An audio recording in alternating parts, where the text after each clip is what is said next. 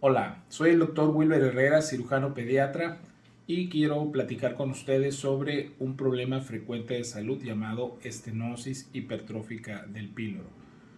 Es un problema que ocurre normalmente en niños pequeños, empieza normalmente entre la segunda y tercera semana de vida en generalmente pacientes que son primogénitos. ¿Qué quiere decir? Que son el primer hijo de la familia. Es más frecuente en pacientes varones, y esto no quiere decir que únicamente ocurre en el hombre, sino que es más frecuente, porque sí hemos visto casos de mujeres con estenosis hipertrófica del píloro. No hay una causa hoy en día que determine el por qué ocurre. Sin embargo, hay ciertos datos que son frecuentes, como el ser primogénito varón, como el haber un antecedente en la familia de un hermano, de un papá, de un abuelo, de un tío, de un primo que haya padecido de estenosis hipertrófica del píloro. Sin embargo, la causa exacta no se ha logrado determinar, ya que ocurre en diferentes épocas del año, no se asocia a un proceso infeccioso como tal, que se haya demostrado, y hay muchas teorías al respecto. Sin embargo, ninguna logra concretar el por qué ocurre la hipertrofia del píloro. La hipertrofia del píloro o el píloro es una válvula que tiene una contracción y que hace que el estómago vacíe el alimento del estómago hacia el intestino. Cuando esta valvulita empieza a cerrarse o a hipertrofiarse, llega un momento en que se cierra y el alimento que el estómago debe de vaciar hacia el intestino tiende a regurgitar y vomitar el paciente. Esto va siendo un proceso paulatino. Como les comentaba, puede empezar en la segunda semana de vida con vómitos esporádicos, pero cuando le preguntamos a la mami de cómo van estos vómitos en incremento, pues sí llevan una secuencia y cada vez se hacen más frecuentes. O sea que al final van a llegar a vomitar. Cada toma que le da la mamá es inmediato el vómito en proyectil. O sea, es un vómito explosivo, es un vómito postprandial inmediato. ¿Qué quiere decir? Que el paciente come y en cuanto come el bebé, saca, si es una onza, pues toda la onza, ¿no? Entonces, esa es una de las características. Normalmente va a ser un vómito de contenido alimenticio o gastroalimenticio, ¿no? Saliva con alimento, en estos casos, pues es fórmula. Ocurre normalmente entre la segunda semana de vida y los 2 meses de edad, o segunda semana de vida, las 8 semanas, aunque sí hay registros, ¿verdad?, de pacientitos que incluso a los 3 meses han llegado a tener estenosis hipertrófica del píloro, y también se debe de tener en cuenta este dato de la segunda semana y podríamos decir que hasta los 3 meses, ¿no? Por alguna razón es más frecuente en el primogénito varón, o sea, en el primer hijo de la familia o de la pareja, en el primer hijo varón, aunque también se da en mujeres. No se ha visto que sea originada por algún proceso infeccioso o que se den determinadas fechas, o en algunas, ¿cómo se podría decir? En algunas estaciones del año. No, o sea, esto puede ocurrir en cualquier época del año, y normalmente, como les comenté, pues va a ser un recién nacido. Nosotros decimos recién nacido en los primeros 28 días de vida, en el cual el neonato puede debutar con este problema, y generalmente decimos que no es congénito porque no nace con el problema. O sea, no es como que nace con la válvula obstruida. Más bien el niño nace bien. Esa es otra pregunta que le hacemos a la mami. Cuando nace el bebé comía, no tenía ningún problema, le daba seno materno, el niño comía y no vomitaba. Y esto se empezó a presentar generalmente a partir de la segunda semana de vida. Empezó a regurgitar, a vomitar y vomitar y vomitar y vomitar, hasta que normalmente llegan con nosotros, a veces una semana o dos de evolución, en la cual pues se ha pensado incluso en reflujo gastroesofágico, que también es un problema frecuente en los niños, sobre todo aquellos que toman fórmula, ¿no? Es más frecuente. ¿Por qué? Porque hay muchos factores que van a condicionar el reflujo, ¿no? Como puede ser la intolerancia a la proteína de la leche de vaca. Entonces, Por eso es muy importante que las mamás sepan que el mejor alimento que le pueden dar a sus bebés es el seno materno. Y muchas veces también evitar los lácteos, o sea, una mamá que da seno materno, que está lactando, puede transmitir o puede hacer que la partícula o la proteína de la leche de vaca atraviese el seno materno y llegue al bebé y el bebé tenga cólicos, distensión y reflujo o vómito, ¿no? O sea que es conveniente muchas veces que la mamá deje los lácteos por un periodo de tiempo en lo que lacta su bebé y quizás después ya pueda volver a ingerirlos, ¿no? Al bebé, la verdad, yo no recomiendo las fórmulas. Mi idea es que el alimento al seno materno es el mejor alimento, está demostrado, y quizás pueda prevenir mucho de estos problemas, ¿no? En el recién nacido. Una hipertrofia de píloro o una estenosis hipertrófica del píloro, pues va a ser una obstrucción completa al vaciamiento del estómago, y esto va a hacer que el paciente pueda perder peso, pueda deshidratarse y entonces pueda tener alteraciones en los niveles hidroelectrolíticos, y que esto pueda poner en un riesgo la vida del paciente. Por ese motivo, muchas veces proponemos corregir el problema mediante una piloromiotomía, que viene siendo una cirugía en la cual al píloro le hacemos una pequeña incisión y separamos las fibras hipertróficas.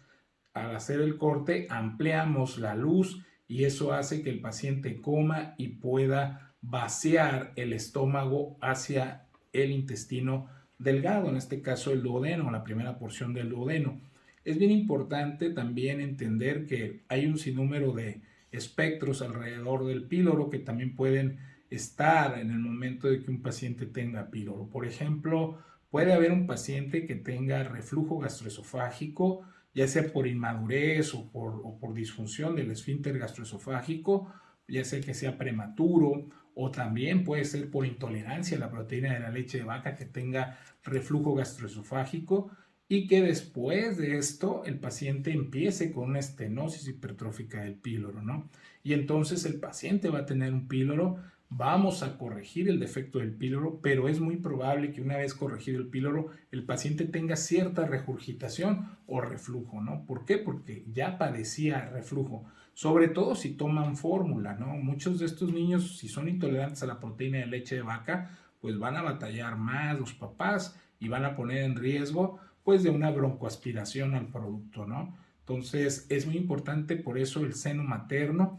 Es muy importante identificar que si un niño está vomitando y vomita y vomita y vomita en el primer mes de vida, pues debemos de pensar que puede ser una estenosis hipertrófica del píloro, ¿no? Y pues es importante hacer la exploración del paciente en el consultorio, tratar de localizar si hay una masa que podamos palpar, que en estos casos pues es el píloro hipertrófico. Se siente como del tamaño de una aceituna a nivel abdominal, y eso puede ayudarnos a hacer el diagnóstico clínico. El ultrasonido es otro estudio muy importante que nos permite sobre todo medir, ¿no? El píloro es como un cilindro, ¿no? El cual tiene un diámetro, la pared o el grosor de la pared del músculo, de los músculos del píloro, que no debe ser mayor a 3 milímetros, ¿no? Y el diámetro transverso o el diámetro, vamos a decir, frontal del píloro no debe medir más de 14 milímetros, ¿no? Y el diámetro longitudinal o el largo del píloro no debe de medir más de 16 milímetros.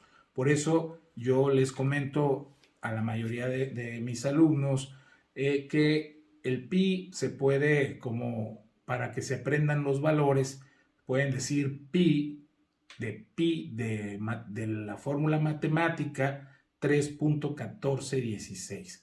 ¿Qué quiere decir esto? Que el píloro no debe de medir más del pi, no más de 3.1416. ¿Y qué quiere decir esto? Bueno, que no debe de medir más de 3 milímetros el grosor, no más de 14 el diámetro transverso y no más de 16 el diámetro longitudinal del píloro.